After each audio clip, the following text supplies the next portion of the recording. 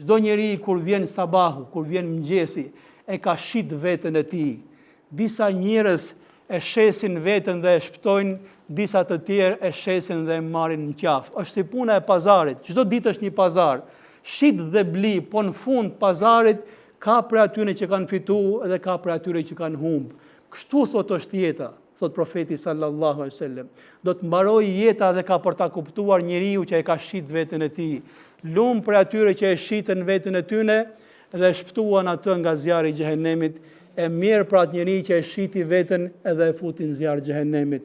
Njeriu të mirën ja bën vetës, edhe të keqen ja bën vetës. Na duket sikur ja bëjmë njëri tjetrit, na duket sikur ja bëjmë kundërshtarit, por vallahi ja bëjmë vetës tonë. Prandaj të parët tanë kanë pas një shprehje që ka qenë shumë e bukur.